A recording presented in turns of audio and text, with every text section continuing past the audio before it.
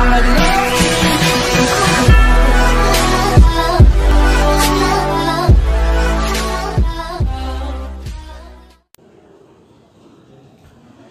Guys, तो आज मैं आप लोगों के सामने फिर लेकर के आया हूँ नोमेनक्लेचर, और ये है नोमेनक्लेचर का पार्ट 5। तो जैसा मैंने कहा था पिछली वीडियो में कि अब अगला वीडियो जो आएगा वो फंक्शनल ग्रुप से रिलेटेड रहेगा। तो आज हम लोग देखेंगे, सीखेंगे फंक्शनल ग्रुप। तो दोस्तों सबसे पहला चीज़ तो ये है कि फंक्शनल ग्रुप होता क्या है, पहले हम लोग उसको देखेंगे और उसके बाद तब हम लोग देखेंगे कि organic compounds with functional group उसका नोमेनक्लेचर हम लोग कैसे लिखते हैं। ठीक है, तो सबसे पहले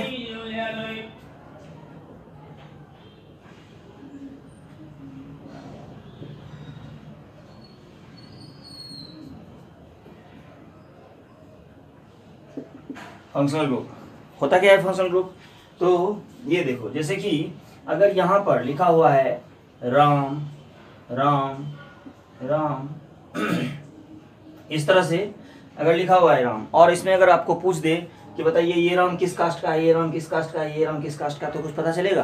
कुछ नहीं पता चलेगा। लेकिन अगर यहाँ पर लिख दिया जाए सिंह, यहाँ पर लिख दिया जाए झा, यहाँ पर लिख दिया जाए शर्मा, यहाँ पर लिख दिया जाए पाठक, तो यहाँ पे क्या है कि आपको पूछा जाए कि ये राम किस कास्ट का, ये राम किस कास्ट का, ये राम किस कास्ट का, ये राम किस कास्ट का, तो पता चल जाएगा। इसका मतलब क्या हुआ कि कास्ट डिसाइड किया क्या? सिंह, झा, शर्मा, पाठक। उसी तरह से अगर सपोज करो कि यहाँ पे जैसे एल्काइल ग्रुप है आर, ये क्या है? Alkyl group. इसको हम लोग क्या बोलते हैं? Alkyl group. और आपको पता ही होगा कि एल्काइल ग्रुप किसे कहते हैं? जब एल्केन में से हम लोग एक हाइड्रोजन हटाते हैं तो ये क्या बन जाता है? Alkyl group. ठीक है ना। तो यहाँ पर कहता है कि आर, और ये आर लिखा हुआ है। अब आर के साथ अगर मान लिया जाए 4-5 आर लिख दिया जाए, 1 2 3 4, तो ये क्या है? ये हो गया हाइड्रोकार्बन। ठीक है ना, ये हो गया हाइड्रोकार्बन। अब ये इसको भी देखो तो एल्काइल, ये भी एल्काइल, ये भी एल्काइल, ये भी एल्काइल। लेकिन अगर इसके साथ बॉन्ड बनाया हुआ है OH group, COOH group, CN group, और यहाँ पर सपोज करो कि हम लिख दिया Cl। ठीक, तो अब क्या हो गया? ये हो गया अल्कोहल, ये हो गया एसिड, ये हो गया साइनाइड, और ये हो गया क्लोराइड।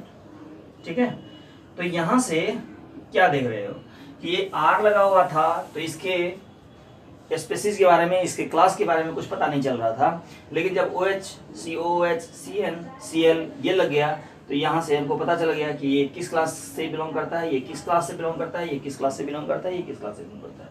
इसका मतलब क्या हुआ कि ये जो आप देख रहे हो ना, ये डिसाइड करता है इसका क्लास, और जब क्लास डिसाइड करता है तो प्रॉपर्टी भी इसी पर निर्भर करेगा। तो इसका मतलब क्या हुआ कि ये जो है इसी को हम लोग बोलते हैं फंक्शनल ग्रुप। ये क्या है? ये भी फंक्शनल ग्रुप है। तो अब तो समझ में आ रहा होगा कि फंक्शनल ग्रुप किसे कहते हैं। तो फंक्शनल ग्रुप जो है वो देखो क्या है? एटम या ग्रुप ऑफ एटम जो किसी भी हाइड्रोकार्बन के साथ मिल करके उसके क्लास को डिसाइड करता हो, उसे क्या कहते हैं? Functional group. ठीक है, तो हम लोग लिखते हैं कि फंक्शनल ग्रुप किसे कहते हैं। तो देखिए, तो इसको इस तरह से डिफाइन करेंगे कि द एटम और group of atom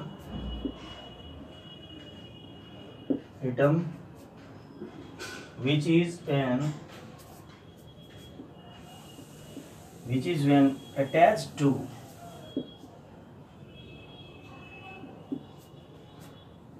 a hydrocarbon, जिसमें कि आप क्या लेते हो? Alkyl group. It decides their class and hence properties is called is called functional group.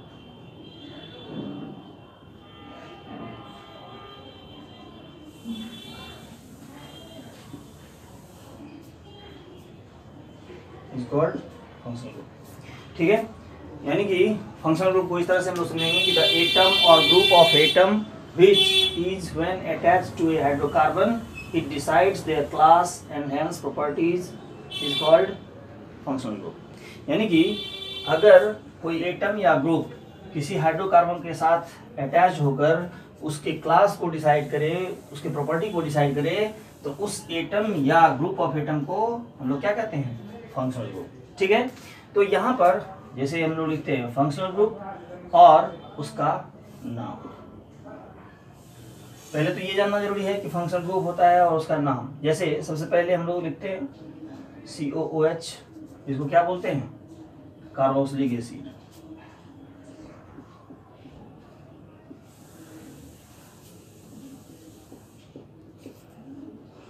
SO3H sulphonic acid. COOR Easter, या इस तरह से ये हो गया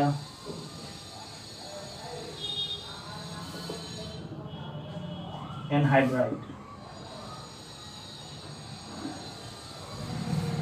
फिर acid halide,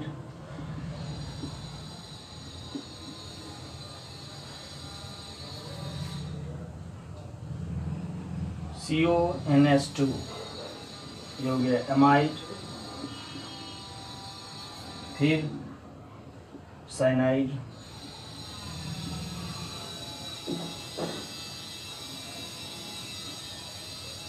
aldehyde,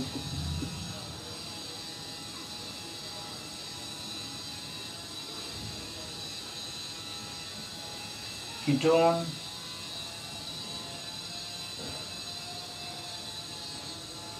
OH alcohol,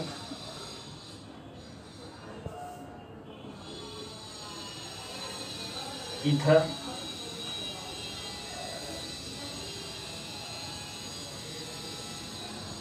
NH2, amine.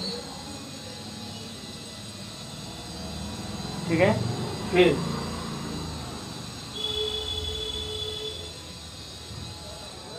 Alkene,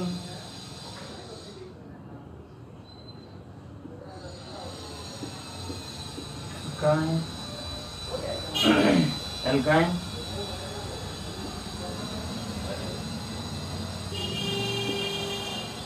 halide, nitro group और alkyl group.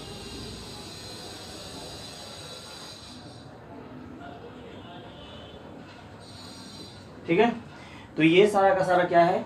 ये फंक्शनल ग्रुप है और उसके नाम है। जैसे इस तरह से आप देख रहे हो, और ये जो लिखा गया है ना, ये जो मैंने लिखा है, ये on the basis of their seniority table.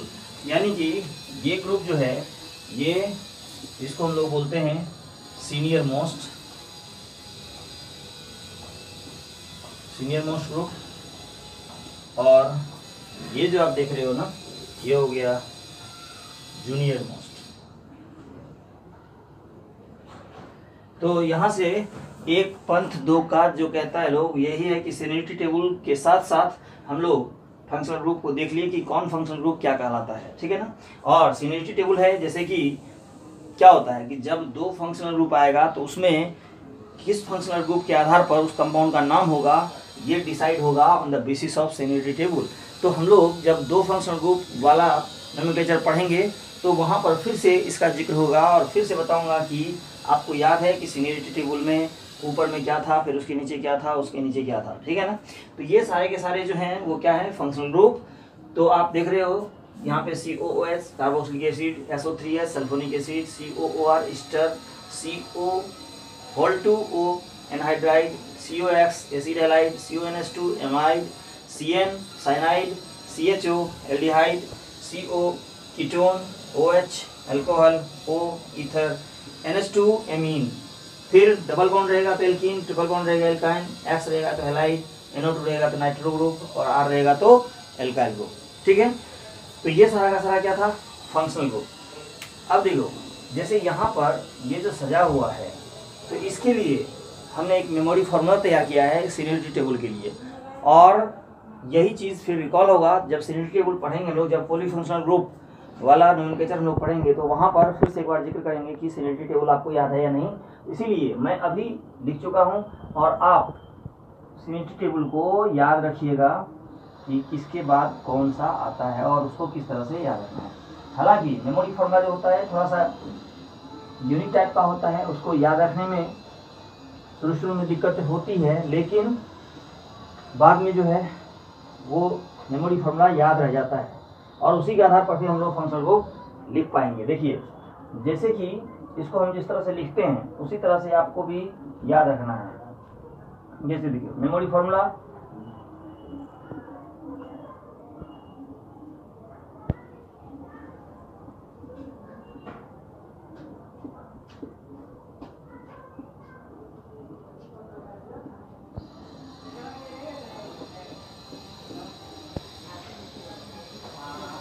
जैसे ये लिखा हुआ है कुशल कुरन कोएक्स, तो एक बार में बोलना है इतना, कुशल कुरन कोएक्स।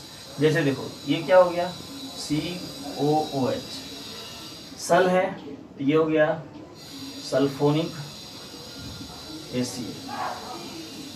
अब यहाँ पे कुरन है, ये दो पार्ट में टूटा हुआ है, कौन कौन, एक हो गया कुर और दूसरा है एनहाइड्राइड,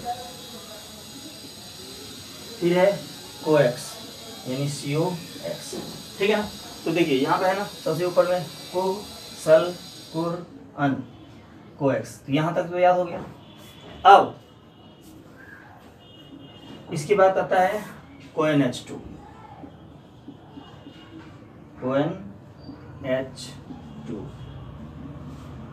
तो CONH2 क्या हो गया, दैट इज व्हाट, CONH2, और इसी को हम लोग बोलते हैं एमाइड। तो इसको कैसे बोलेंगे, कुशल कुरन कोएक्स CONH2। अब देखो इसके बाद तब आता है क्या, श्यान चोको, चोकोबार खाते हो तो चोको ये टर्म है, श्यान चोको OMe, तो श्यान हो गया क्या, साइनाइड, श्यान, चोको, ये दो चीजें हैं कौन कौन, एक CHO और दूसरा O। फिर यहाँ पे O हो गया OH, O ये हो गया ईथर, एमीन NH2। ठीक है, उसके बाद इन आयन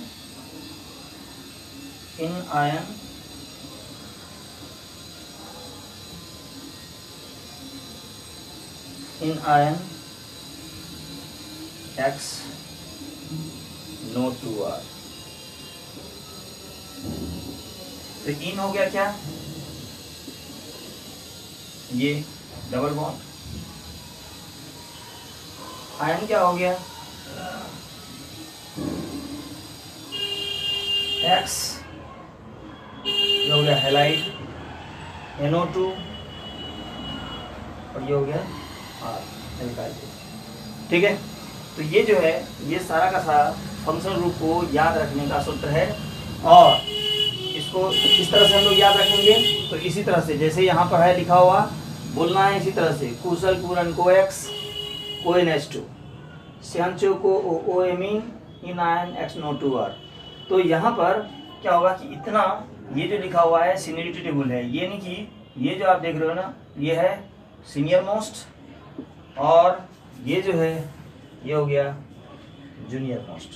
ठीक है ना, तो ये चीज़ अभी हमको काम नहीं पड़ेगा इसका, अभी हम लोग सीधा देखेंगे मोनोफंक्शनल ग्रुप का नोमेनक्लेचर, उसके बाद फिर हम लोग चलेंगे पॉलीफंक्शनल ग्रुप, यानी कि जिसमें कि एक से ज़्यादा होगा। ठीक है ना, अभी आज हम लोग क्या सीख रहे हैं, फंक्शनल ग्रुप, फंक्शनल ग्रुप क्या होता है और फंक्शनल ग्रुप किसे कहते हैं। अब यहाँ से फिर हम लोग शुरू करेंगे 1 बाय 1। जैसे COOH है, सल्फोनिक एसिड है, एस्टर है, एनहाइड्राइड है, एसिड हैलाइड है, फिर एमाइड है, साइनाइड है, एल्डिहाइड है, कीटोन है, अल्कोहल है, ईथर है, एमीन है। फिर यहाँ पर एल्कीन एल्काइन हम लोग ऑलरेडी सीख चुके हैं। ये हेलोजन है, ये नाइट्रोजन, ये नाइट्रो ग्रुप है, और ये फिर एल्काइल है।